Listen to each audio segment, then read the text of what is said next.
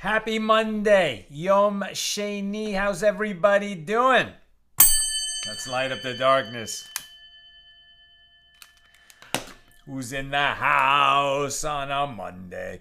Steven in New Hampshire, Yehud in South Carolina, Sharon in New Jersey, Shandor in the Bronx, Melissa in Great Neck, Carla in Brazil, Clarice in Mexico City, John in Maine, Guy in Ohio, Bella in Florida, Paul in Chicago, Yitzhak in Minnesota, Lucy in Minnesota, Bill in scorching hot mid-Missouri, and I can't imagine it's a very dry scorching hot. Hope you are going to be okay. Woo! Alyssa in Philadelphia, Joe in the Inland Empire, Jonathan in Hurricane Alley here in Southern California. Thank God we were spared. It was just a heavy day of rain for us. But inland in the desert, Palm Springs, oi, did they get hit hard. I hope they're going to recover quickly. Ryan wishing everyone a good evening. Joseph in Massachusetts. Belle in Texas. Ella's in the house. Marjorie's in the house. Aoife in Florida. Welcome everybody. Really interesting page today.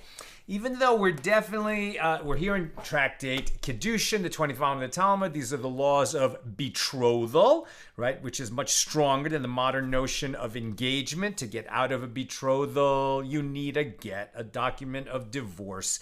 So it's like being married, even though the couple is not yet living together. They haven't stood under the chuppah together. But when you create the betrothal, it's a very big deal. In modern times, we have the betrothal and the marriage on the same day. In Talmudic times, the betrothal would usually precede the wedding canopy by a year. And as we've learned in this first Mishna, and today our daf is page 5, that there are three ways to accomplish the betrothal: with money, with a document, money or the equivalent of money, with a document, or with sexual intercourse, which the couple engages in for the purpose of creating betrothal. However, if they do that, the sages will tell us elsewhere that that's considered improper conduct. It's lascivious. They really should do it with money or a document.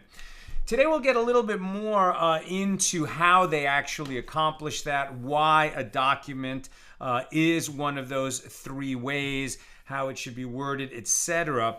But the way that the sages derive this, I find fascinating. And also, I've just been thinking about this, and please indulge me for about a minute or two, not more.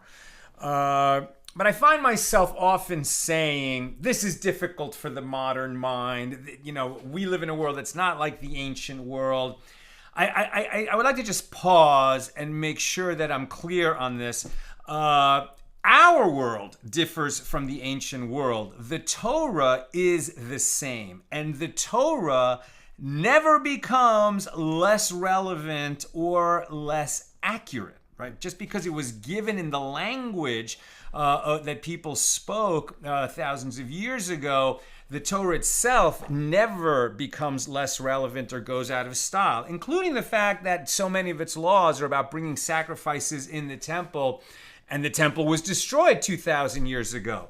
Okay, well, that is the way God arranged history for us. We believe in that paradox that we have free will and God knows the future. Both exist together. So when we encounter laws that seem to our mind and sensibility difficult, it's not because the Torah is problematic. It's because we're not understanding it at its full significance and full level. It requires that we dig deeper. If something is troubling for us, it's a call for us to dig deeper, right? The laws never go out of style, right? They never become less relevant. If we can't see that linkage, then we need to dig deeper. Now, when we're talking about, marriage, and of course, in the ancient world, there was a much more patriarchal society than it is now, right? So some of the language that's difficult for us, the man acquires the woman, the man can give the get. There's a lot of this language that seems very imbalanced to the modern sensibility. But that doesn't make it any less relevant, right? We have to dig deeper. Now, the Torah always has to make sense at every level, meaning at the simple level and at the deeper and deeper and deepest levels. It will always make sense and always be true. But one way that helps me to understand, and makes laws that at first gloss I don't get because of my modern mind, but when I dig deeper, I start to see it. I mean, one of the metaphors, it's a metaphor, but it's not a metaphor, right? But it's one of the sort of ways of understanding is that when we're talking about marriage, we're not only talking about the marriage between a Jewish man and a Jewish woman, which is created first by Kiddushin and then by chuppah, the two parts, the betrothal and the marriage. But we're also talking about the marriage between God as the groom and the Jewish people in its entirety as the bride, right? And that language like that we'll find all over the Talmud and in the Bible as well, right? The prophets even spoke about that. And, we have acted, right, as the wayward wife, in a sense. Not all of us, thank God, but there's in every generation and going back all the way, immediately, right? The Jewish people were rescued, redeemed from Egypt, and even at Mount Sinai, panicked that Moses hadn't come back, build a golden calf and start dancing around it. And that's why, by the way, there's a teaching that's why Moses smashed the first set of tablets, because they were the wedding document, right? So they were the betrothal document. And if Israel was cheating on God, with the document already in place, that's a death penalty crime, right? So he tore it up like the marriage hadn't actually happened or the betrothal hadn't actually happened yet, almost to save the lives of his people. And indeed, God said, these people are ridiculous. I'm going to wipe them out. We'll start with you, Moses, and it'll be your descendants who are going to become the Jewish people. And Moses said no, right? He advocated on behalf of the Jews and said, listen, these people, they're human. They make mistakes. I mean, you want it said around the world that you brought these people out here to the desert to die, etc. But I just want to bring this up as one of the places that we can look when we're struggling to understand how these laws work. There's an imbalance, between the male and the female in the laws of betrothal or in the laws of marriage. Think about the imbalance between the groom and the bride when the marriage is between God and the Jewish people. Of course there's an imbalance. And by the way, a man can have more than one wife, right? The groom can have more than one wife. It's not that the marriage to the Jewish people is the only marriage God has. I'm not speaking about other groups and other religions, but in terms of God and the Jewish people, right, it's imbalance. He's infinitely more powerful than we are. But we are in this marriage, right? We are in this marriage with God, and it creates rights and responsibilities. We don't have to talk more about that way of thinking right now, but it's always good to have that in mind. And the more general principle, if something is difficult for us because we're modern and it was written in ancient language, we need to dig deeper. It's not that there's a problem in the document. Okay. We pick this up right at the top of page 5a, continuing our discussion of Mishna number 1 here in chapter 1 of Tractate Kiddushin. Now, the Baraisa that we started to mention yesterday continues to discuss the modes of betrothal that are mentioned in our Mishnah, right? Money or the equivalent of money, a document, or bia, sexual intercourse. And from where is it derived that a woman can be acquired, right? That betrothal is created, even by means of a document, shtar in Hebrew. So the Gemara answers, this is a logical derivation made by a kal v'chomer inference. And if money, which does not release a woman from her husband, you can't purchase a divorce, right? The husband has to give the wife a get. So you don't use money to create divorce. So money, which does not release a woman from her husband's in marriage, nevertheless can bring her into a husband's domain by betrothal, which we derived yesterday and the day before, that money is one of the ways of creating betrothal, right? He has to give her or her father, if she's a minor, a minimum amount of money or something worth that amount of money. That's one of the methods. So if money, which cannot be used for divorce, nevertheless can be used to create betrothal, is it not logical that a document which can be used to create a divorce, right? That's what a get is, can also be used to create a betrothal, right? You can't get out of marriage with money, but you can get out with a document, the get. Right? So if money can't get you out, but it can get you in, is it not all the more so that a document which can get you out can also get you in? That would be the Kal v'chomer logical approach, the a fortiori argument.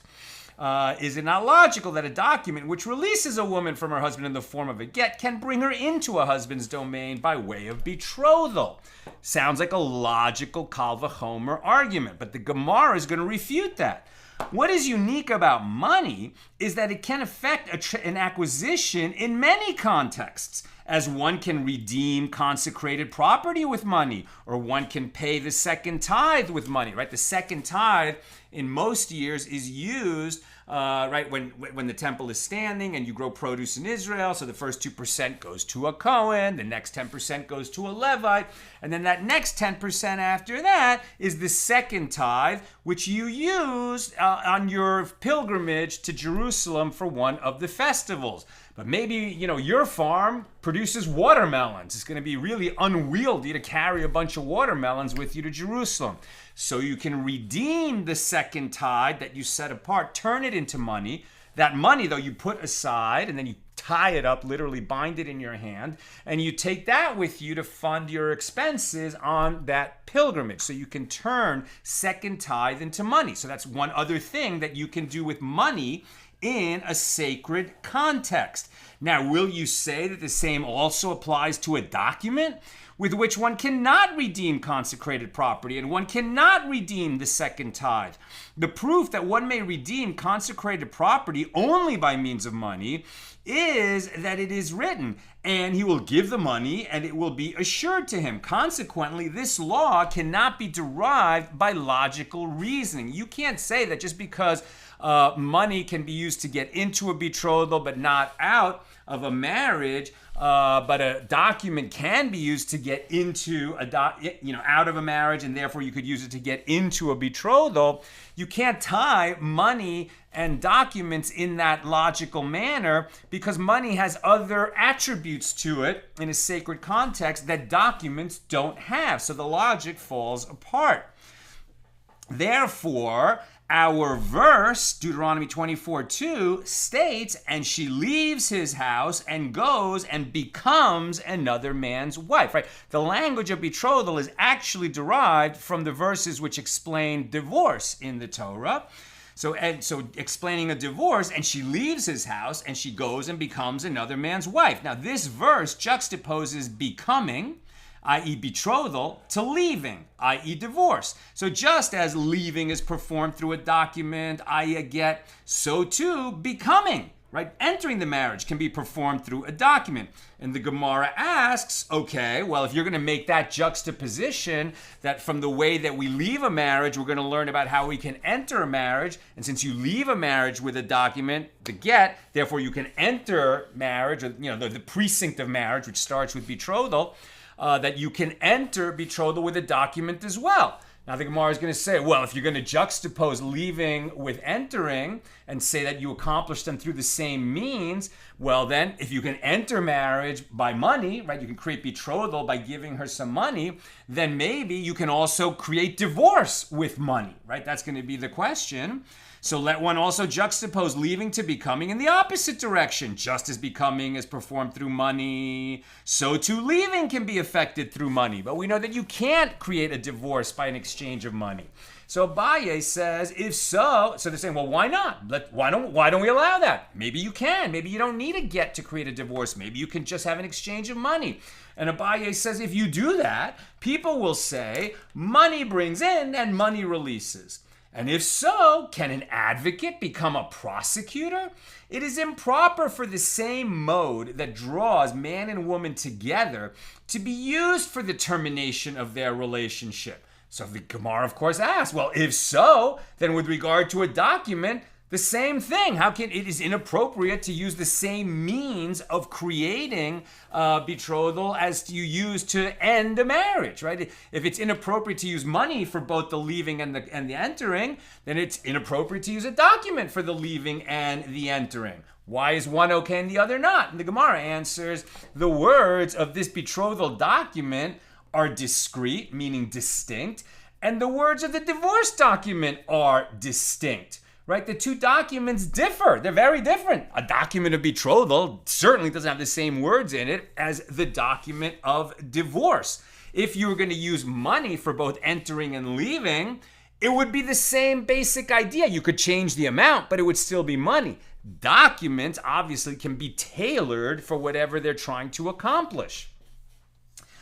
And Rava said the law that a woman cannot be divorced by means of money is actually derived from a different source. The verse states, and he, the husband, writes for her a scroll of severance. And this indicates that a woman is divorced only through writing, and she is not divorced through money. The Torah said you need to create a divorce, a scroll of severance. So the Gemara asks, but as this point is not stated explicitly and is inferred from the verse, one can instead say the following interpretation. She is divorced through writing, and she is not betrothed through writing. And the Gemara rejects this suggestion. It is written, and she leaves one man and becomes the wife of another man. Right? Since leaving and becoming, right, leaving a marriage and entering a marriage are mentioned in the same verse, that's what's going to teach us that you can use a document both for creating a divorce and for creating a betrothal. And the Gemara asks, and what did you see that you interpreted the verses in this manner? One can say the reverse, that the juxtaposition between betrothal and divorce teaches that in both cases, money is effective. While the verse, and he writes for her, the scroll of severance, means that she can be divorced through a document, but not betrothed. Why don't you read it that way? And the Gemara answers, it stands to reason that when the verse is referring to divorce, it excludes a different mode of divorce. Would a verse referring to divorce go and exclude a mode of betrothal? The verse is talking about divorce, right? So it's going to tell you that you can use the document for divorce, and you can use, and therefore you'll also use a document for creating betrothal. We know that money can be used for betrothal from a different context in comparison to Abraham purchasing the field from Ephron the Hittite that we talked about yesterday. And so now we have derived that a document can be used for, just as we use it for leaving a marriage, we can use it for entering a marriage. But money only for entering betrothal, not for leaving divorce. And the Gemara asks, so according to the opinion of Rabbi Yosei HaGalili, who derives a different exposition from this verse, from where does he derive that a woman cannot be divorced through money?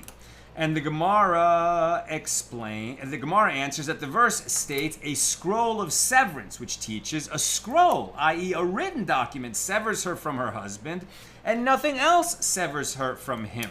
And the Gemara asks, well, with regard to the rabbis who disagree with Rabbi Yosei HaGalili, right, they're just assuming we know what Rabbi Yosei HaGalili said, but we'll get to it. We'll just keep going.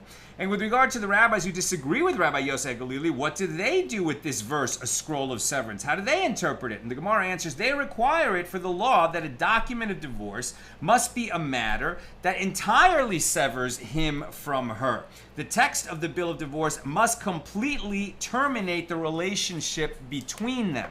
Right, so from the scroll of severance, we're learning two things, right? As we're learning that this document that creates the divorce, it has to be a document, and number two, it has to completely sever their relationship. We were talking about that at the end of Tractate Gittin, that if a husband says, this is your scroll of divorce, this is your get, on condition that you not drink any wine for 30 days, so she doesn't drink for 30 days, they're divorced. But if he says, this is your get on condition that you don't drink wine for the rest of your life, they are not divorced. Nothing has happened because that condition would tie her to him for the rest of her life, and he can't do that, right? The scroll of severance has to sever their bond entirely. And this is as is taught in a baraisa, that if a husband says to his wife, this is your get on the condition that you will not ever drink wine, or on the condition that you will never go to your father's house, that is not an act of severance, as I just explained, because she remains restricted by him indefinitely. But if he stipulates that she may not do so for 30 days, then that is an act of severance. And the rabbis derive from the term severance that any indefinite condition prevents the divorce from taking effect.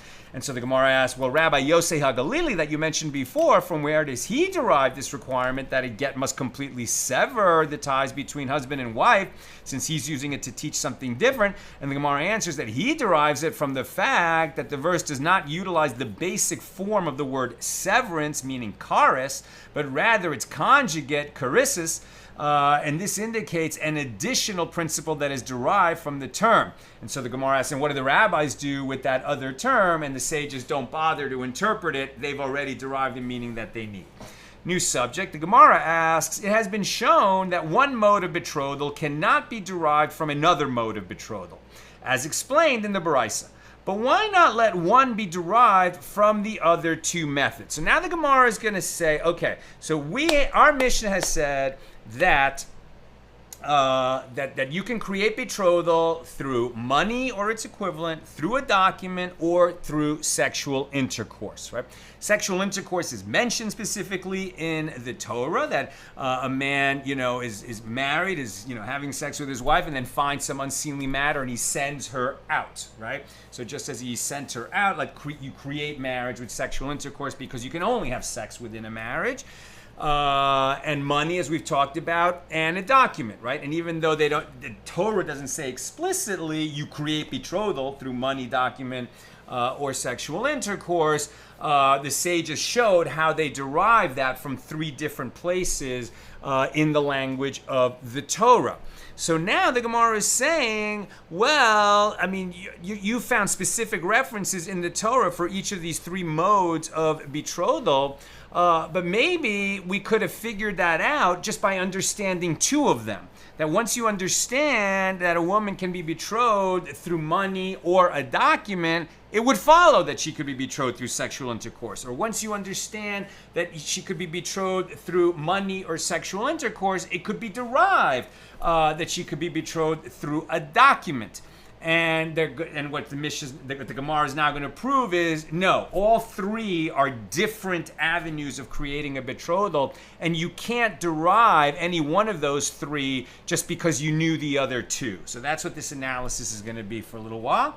So the Gemara asks, it has been shown that one method of betrothal cannot be derived from another mode, as explained, but why not let one be derived from the other two methods? And the Gemara answers, this is not possible, as which method will be derived from the other two. If you say, let the merciful one not write that a woman can be betrothed through a document, and one can derive this mode of acquisition from the other two, intercourse and money, this claim can be refuted. What is unique about these other two modes is that their benefit is great, right? When a woman receives money, or her father receives money, something of value has changed hands.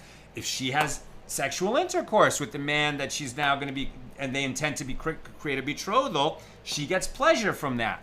But a document in itself, it's just, ink on paper. It doesn't have value in itself, and it doesn't give pleasure in itself. So you can't compare this to the other two. Their attributes are different. So if you say, let the merciful one not write that a woman can be acquired through money or its equivalent, and one can derive this mode from the other modes of acquisition, that you could derive that money creates betrothal from the fact that a document or intercourse creates betrothal, the Gemara says, no, that doesn't work. Why? Because what is unique about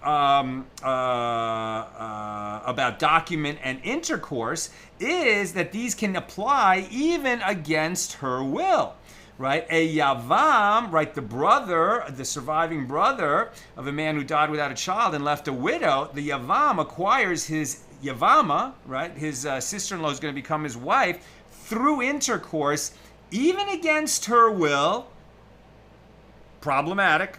We're not discussing that right now. We've talked about that in Tractate Yevamos. But problematic, obviously.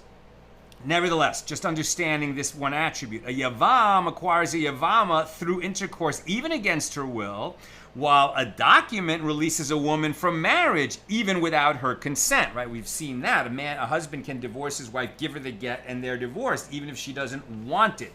There's also nuances to that, but the general principle is like that.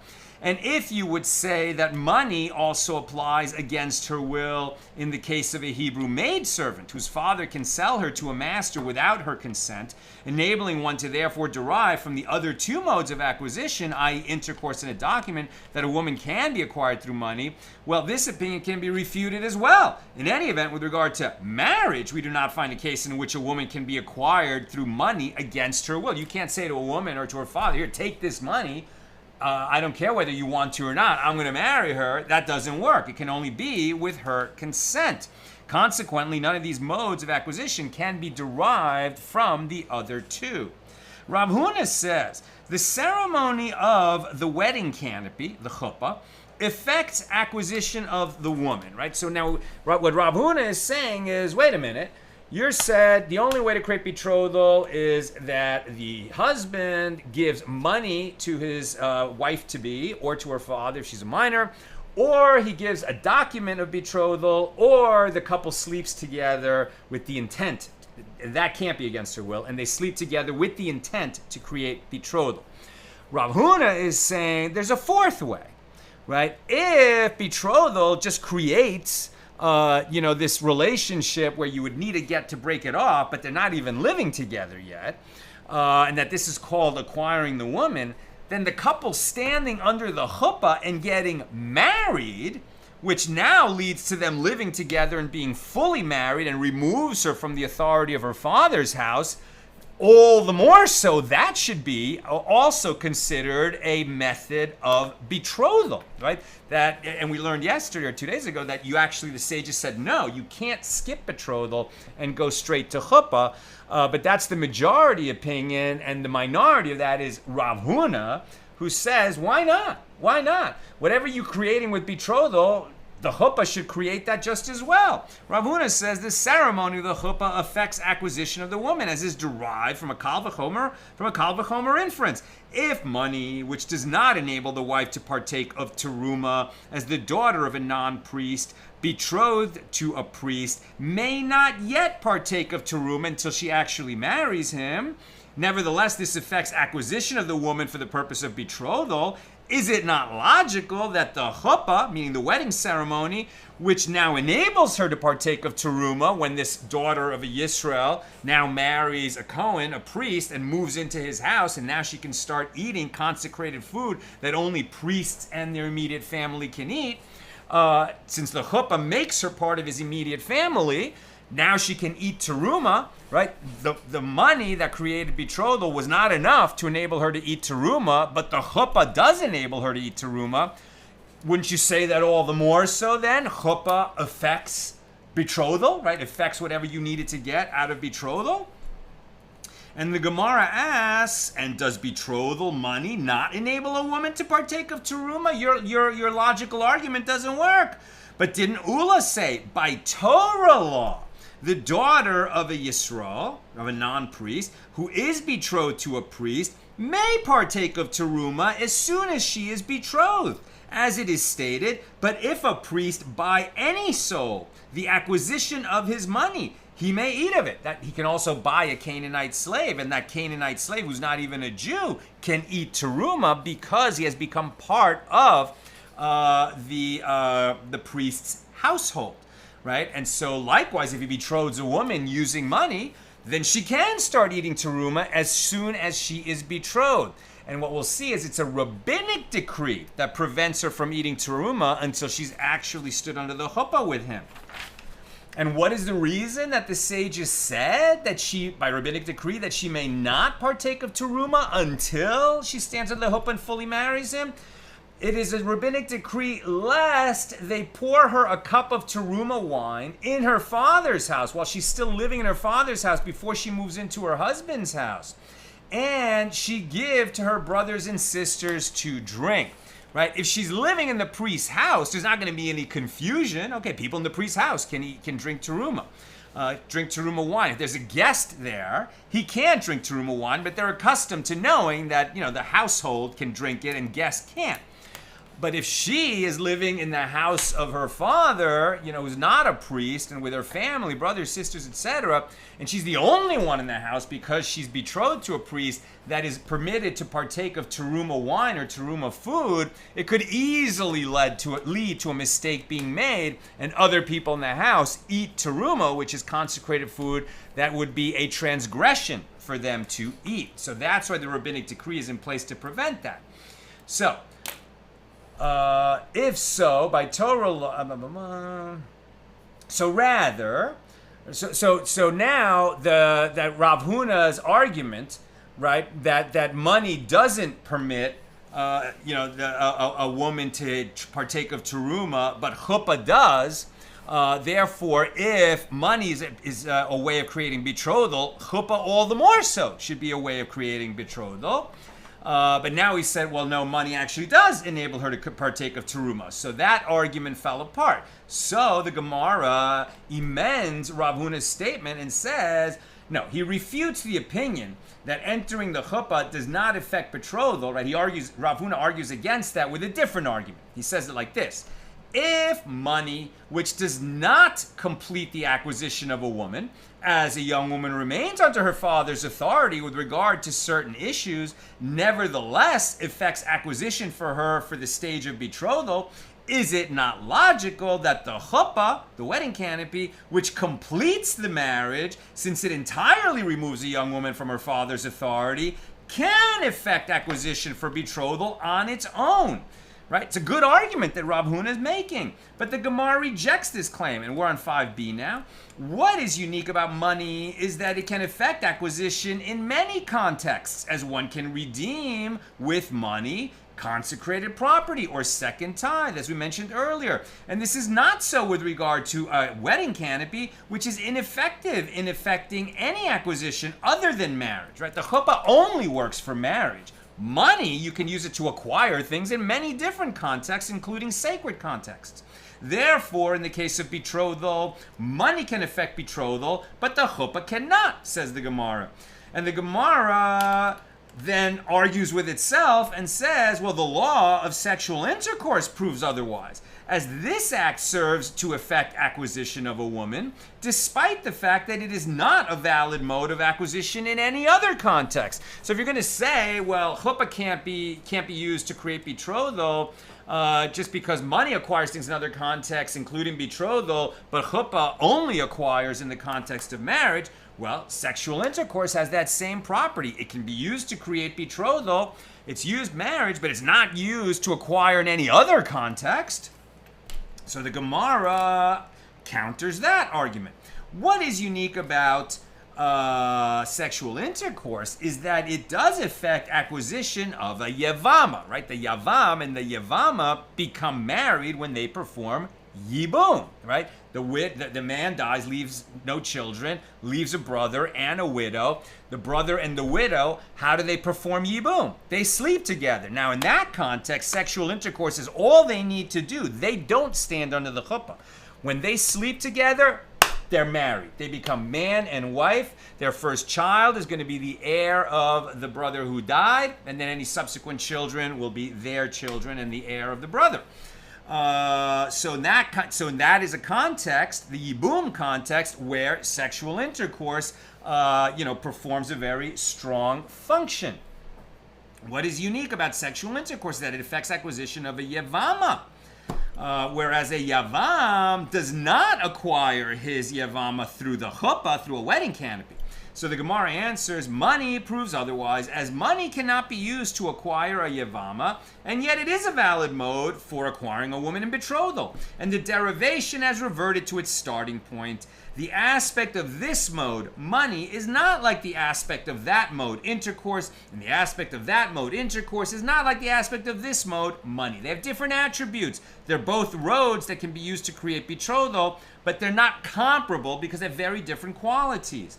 Likewise, I will bring the mode of wedding canopy, which generally affects acquisition, rendering a woman as married, and therefore would say Rav Huna, says the Gemara now, it should also be able to create a betrothal.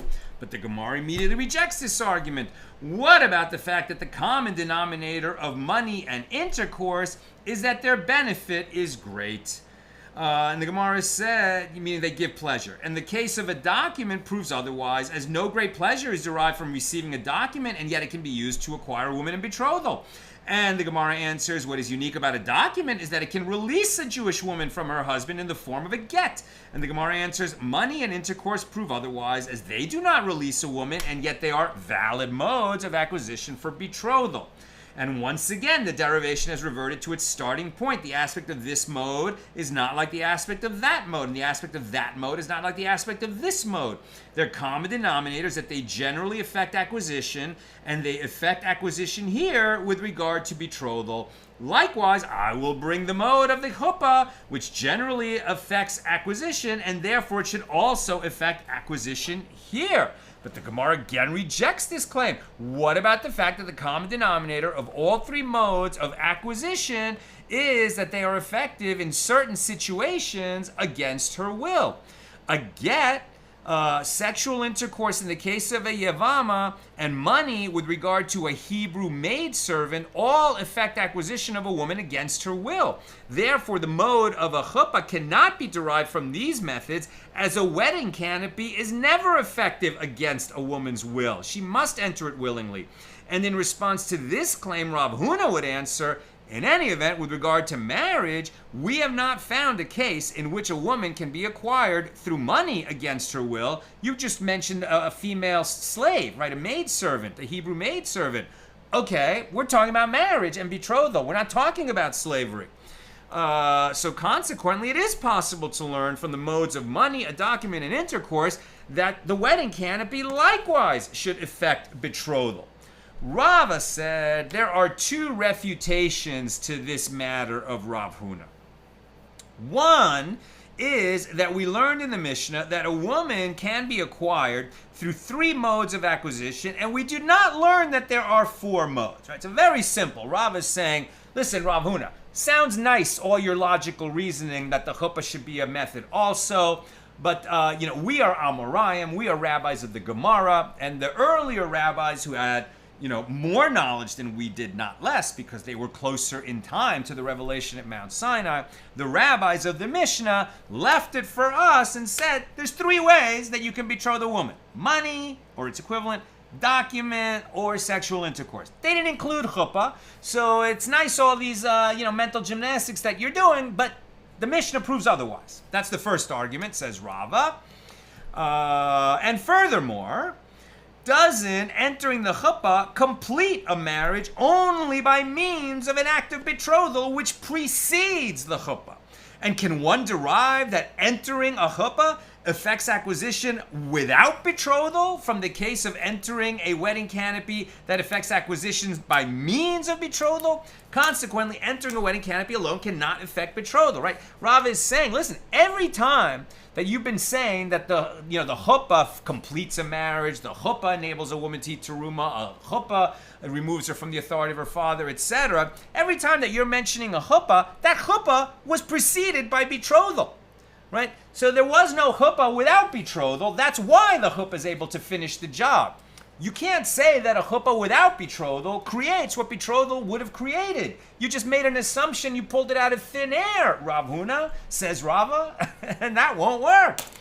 Abaye now picks up the argument on Rav Huna's side. Abaye said to Rava's two claims, in response to these two claims, with regard to that which you said, that we learned in the Mishnah, three modes, and we did not learn four modes, this is no proof, as the Tana teaches only a matter that is explicitly written in the Torah, and does not teach a matter that is not explicitly written in the Torah, such as the wedding canopy.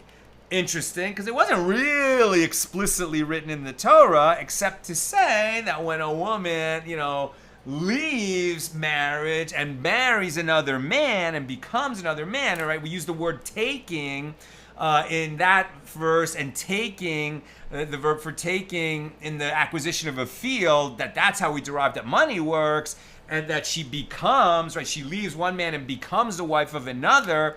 And there we use, and that's how we derive that a document gets you out of a marriage and into a marriage through a document of betrothal. And sexual intercourse is mentioned in that same verse. That's how the Torah mentions explicitly that there are three modes. But okay, it is rooted in language that's there, right? The chuppah is not mentioned in the Torah in this same way. But let's see. Abaye says to Rav, with regard to that which you said, we learned the Mishna three modes. Okay, so that Mishna is talking about three things that have an explicit writing in the Torah, let's say. I mean, the way it's written here is a matter that is explicitly written in the Torah and does not teach a matter that is not explicitly written in the Torah. So that's the first argument. So the Mishnah, it's not that it is listed all the ways that are possible. It's listing all the ways that are sourced in the writing of the written Torah. Maybe there was an oral teaching given to Moses at Mount Sinai that would also enable us to create betrothal through chuppah, for example. Maybe, right? That's Abaye is saying your proof is not a proof in terms of your first claim. And your second claim, right? Your second claim, what was Rava's second claim? Right, that every chuppah that ever existed was preceded by betrothal, so you can't talk about what a chuppah will do without a betrothal before it. So with regard to that argument, and with regard to that which you said, doesn't entering a wedding canopy complete a marriage only by means of a preceding act of betrothal?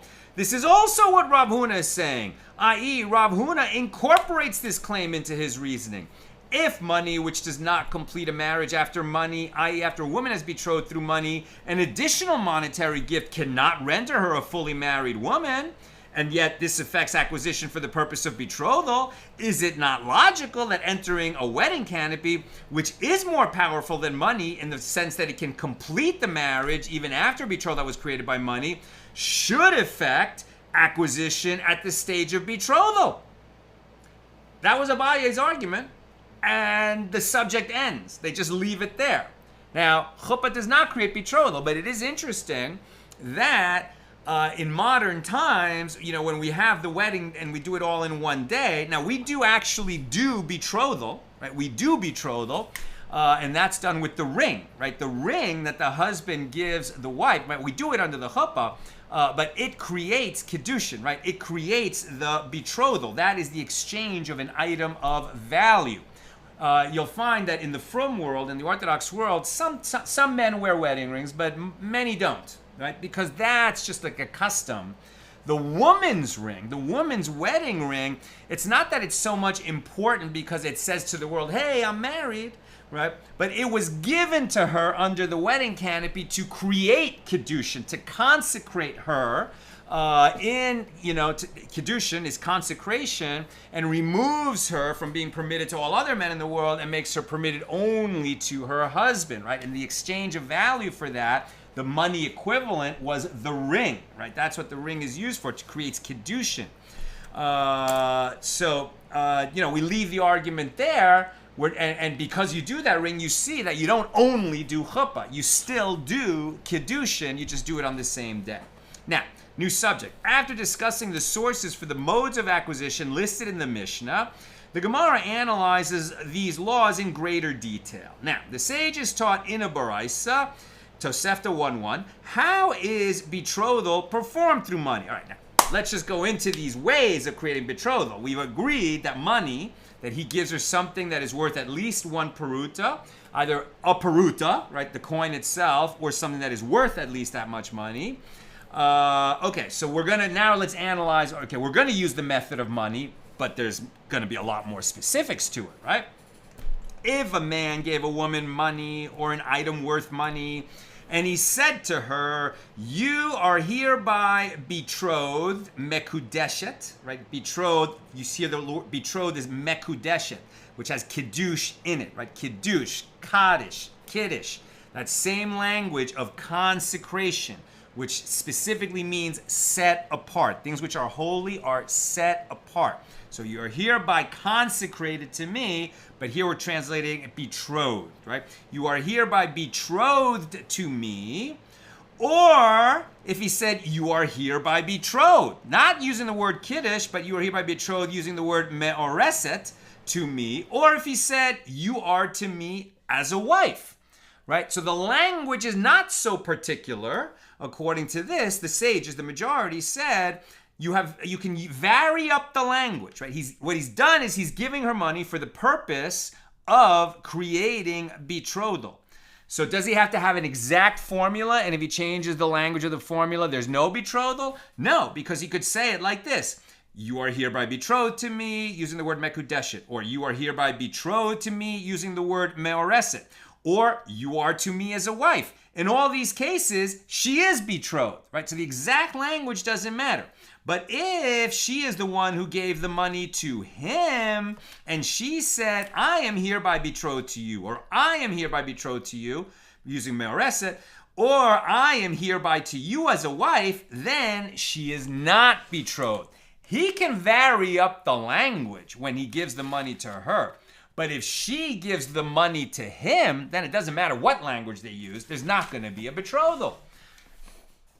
Rav Papa objects to this. What's he objecting to? Is Rav Papa saying no, if she gives the money to him and uses the correct language, they are going to have a betrothal? No, that's not what Rav Papa is saying. Listen what Rav Papa is saying. The Baraisa contains an internal contradiction. The first part of the Baraisa says, if a man gave a woman money and said to her, you are hereby betrothed to me, from which it may be inferred that the reason the woman is betrothed is that he gave her money and he said the appropriate language. Well, this leads to the conclusion that if he gave her money and she said the formula, then she is not betrothed. Now, say the latter clause of the Baraisa, but if she is the one who gave money to him and she said, I am hereby betrothed to you, then it is not a valid betrothal. So Rav Papa infers the reason that it is not a valid betrothal is that she gave money to him and she said the appropriate formula, from which it may be inferred that if he gave money to her and she said the appropriate formula, then it would be valid, right? If you're saying there's two requirements, he gives her money and he speaks the words of betrothal, well, then there's three other cases that are wrong, right? If she gives the money to him and he says the right language, it's not going to work. If he gives the money to her and he says the wrong language, it's not going to work. If she gives money to him, no matter what language is used, it's not going to work. You actually need both things, that he gives money and he uses language. Anything else is not going to work. What Rav Papa is saying is, why did they give the counter example that she gives money to him and she speaks the language? That's only one of the cases that doesn't work. It doesn't address all the other cases that don't work. So the Gemara explains. The first clause of the Baraisa is exact. He gives money to her and he has to use one of these formulas. He has to use appropriate language. By contrast, the latter clause of the Baraisa was cited for no reason, i.e. it was simply formulated in the opposite manner of the first clause. And the Baraisa is not exact in the wording of this case. It's not that it only works if he gives her money and he gives the right language, and it only doesn't work if she gives money and she uses the language. But those other cases where he gives money but doesn't use the right language, or she gives money but he uses the right language, are unaddressed, right? So what the Gemara is saying is that only the first clause makes the specific demands. He gives money and he gives the right language.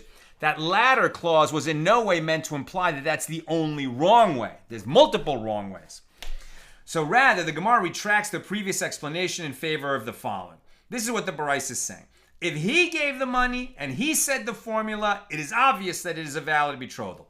If he gave the money and she said the formula, it is considered as though she gave the money and she said the formula and therefore is not a valid betrothal. And if you wish, say a different explanation. If he gave the money and he said the formula, she's betrothed. If she gave the money and she said the formula, she's not betrothed at all. If he gave the money and she said the formula, the ruling is uncertain. And by rabbinic law, we are concerned that they might have been betrothed. That's a different outcome, right? If he gives the money and he uses the language, betrothed. If she gives the money and she says the language, for sure not betrothed. Any other combination, uncertain. We're not going to allow them to be betrothed because it's an uncertain betrothal. But if we say, well, they didn't really create a betrothal, but then she goes and marries someone else, we're going to require him to give her a get just to make sure that that uncertain betrothal is in fact broken. The Gemara continues to discuss the language of betrothal. Shmuel says, with regard to betrothal, if he gave her money or an item worth money, and he said to her, you are hereby betrothed, mekudeshet, or you are hereby betrothed, meoreset, or you are hereby as a wife, and she is betrothed, right? Meoreset is that same language of erosin. Kiddushin and erosin both mean betrothal. If he said, I am hereby your man, or I am hereby your husband, or I am hereby your betrothed, then there is no room for concern here. In these cases, there is no possibility that it might be a valid betrothal, as betrothal is effective only if its formulation defines the relationship in terms of the woman's connection to the man, not the reverse. And similarly with regard to divorce, if a husband gave his wife a get and he said to her, you are hereby sent away, or you are hereby divorced, or you are hereby permitted to marry any man, then she is divorced. But if he said, I am not your man, or I am not your husband, or I am not your betrothed, then there is no room for concern, as a get is effective only if its formulation defines the relationship in terms of the woman's connection to the man and not vice versa.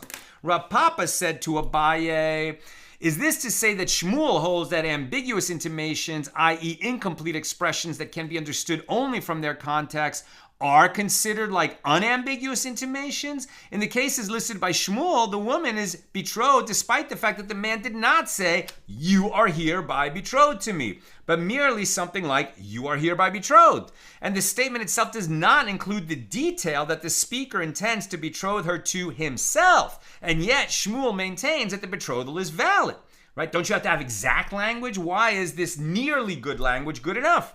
And Rav Papa asks, but didn't we learn in a Mishna in Tractate Nazir that one who says, I shall be, is a Nazir, right? Without saying, I shall be a Nazir. If he just says, I shall be, in a context, right? We learned it in Tractate Nazir, that he sees somebody else become a Nazir, take the vow to become a Nazir, and he says, I also will be. In that context, you can tell he's taking a vow of Naziris, and that's why it's going to work. Didn't we learn in a Mishna in Tractate Nazir that one who says, I shall be, without specifying, I shall be a Nazir, is nevertheless a Nazir? And we discussed this ruling, but perhaps he meant to say, I will be in a fast. All he said is, I will be. And Shmuel said that this Mishna is referring to a particular set of circumstances, that he said, I shall be, when a different Nazir was passing before him. In that context, it is clear that the individual meant that he too will become a Nazir. So Rav Papa analyzes this statement. The reason that he becomes a Nazir is only due to the fact that a Nazir was walking before him.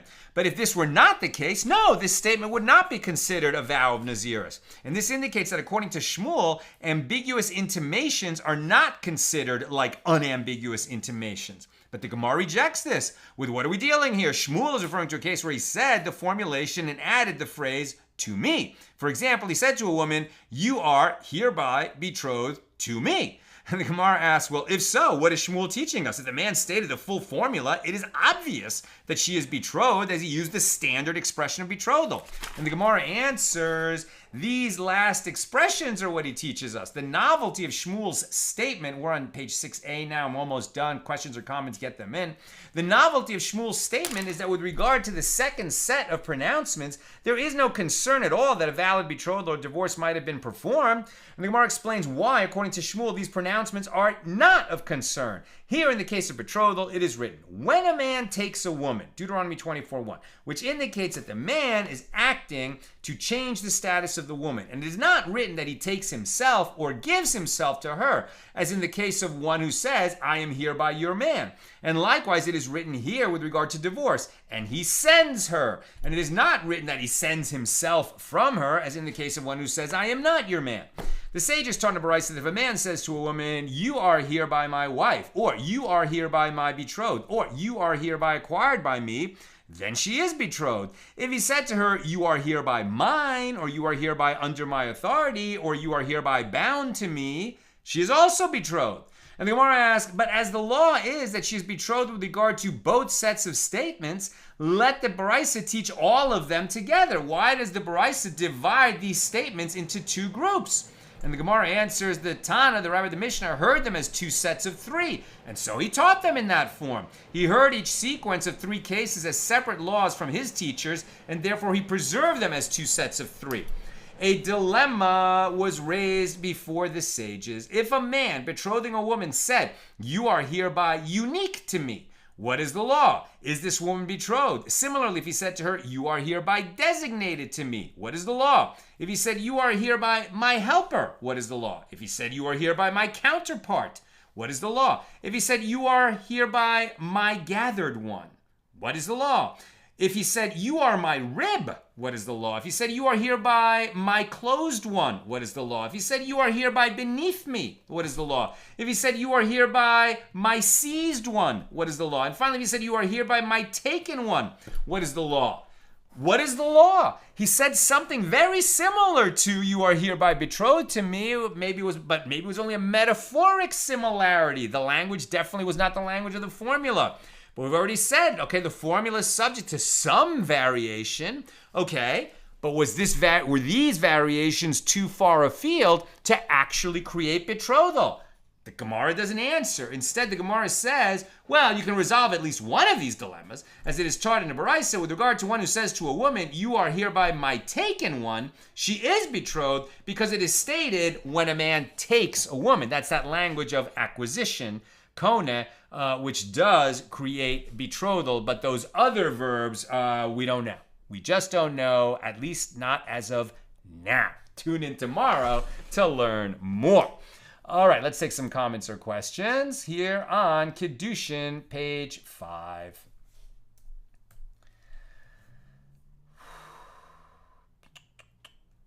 Come on.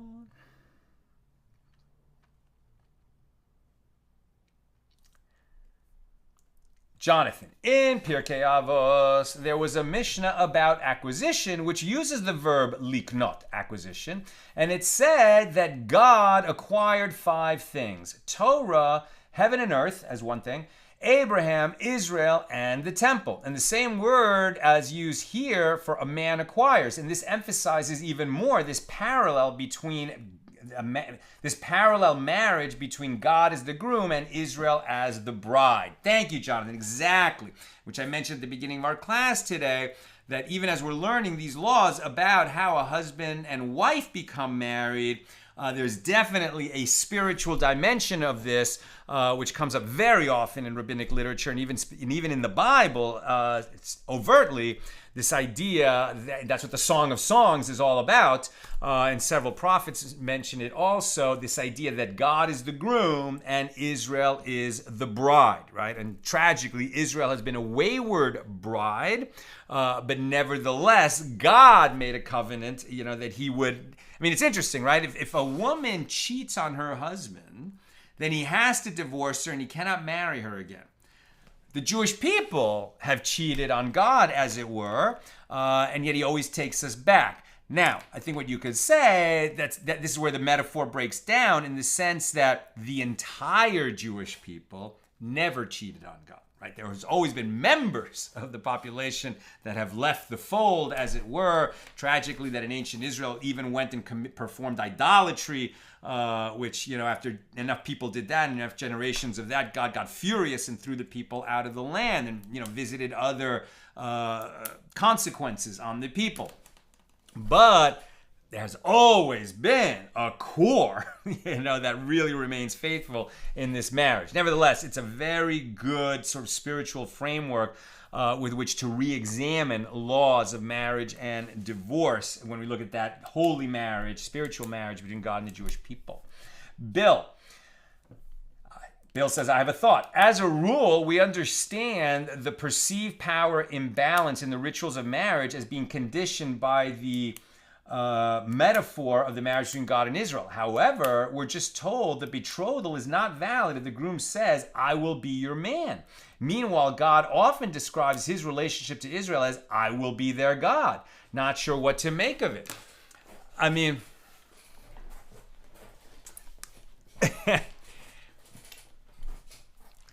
I have a thought. I'm just not sure if I could say it. I'm just not sure if I could say it. I'm not going to say it because I'm not sure if I could say it. But what I will say, we have this teaching that, it's not. This is not said in the Torah, but it is in the rabbinic literature that God said to the Jewish people at Sinai, like he picked up the mountain, held it over them, and said, this Torah is for you. You are now bound by this covenant. If you agree, everything is good. If you don't, I'm going to drop the mountain on you, and this will be the end of you right now. Now, what kind of, willing, we just said that a woman can only become married, only enter the chuppah willingly. So if that moment in time, the revelation of Mount Sinai was the moment of the marriage, the moment of the chuppah between God and the Jewish people, but God, sort of forced the Jewish people into that relationship, then how could it be a valid marriage? And that question comes up many times. And actually, it comes up in this also idea, like if a man does not want to divorce his wife, like it's a terrible, loveless, horrible marriage where she absolutely wants and deserves to get out of it, and the husband refuses to give her the get. So, a rabbinic court is authorized in that situation to coerce the man, literally to torture him, until he says, okay, I want to give her the get. He has to actually say those words. They can't just give her the get on his behalf. He has to agree, but they can torture him until he agrees to do it. They can coerce him to do it. So how can you say that that's a willing get? I mean, they coerced him to do it. Okay, he finally says, I want to do it. And the answer that's given for that situation is that this bond between God and the Jewish people, which goes back to the bond between God and Abraham, is such a deep bond, right? It's such a deep bond that, yes, there are Jews in every generation that wander off, turn their back on the covenant, abandon God, abandon Torah, abandon Judaism, abandon the Jewish people. But these people are tragically misguided, and that the soul of every Jew wants to do God's will. We are so easily distracted because our souls are wandering around in bodies, and bodies, hunger. They hunger for sex, they hunger for food, they hunger for pleasure, and they will, drive the body to do whatever it wants to do, even against the wishes of the soul. But the soul wants to do God's will, right? So sometimes God steps into a situation or steps into history and basically, interferes, not to override the soul's desire, but actually to enable the soul to overcome the body's desire, right? But the soul always wants to cleave unto God, and God sometimes has to just step in and enable it. And so that's why God commands us to love him, right? Because we love him anyway. What we have to do is teach our bodies and our brains, to express the love that our soul naturally feels. I hope that's helpful. That's what I've got for us today. And with God's help, we'll be together again tomorrow, Tuesday. I think we're going to do multiple pages tomorrow to help us catch up at the regular time, 6 p.m.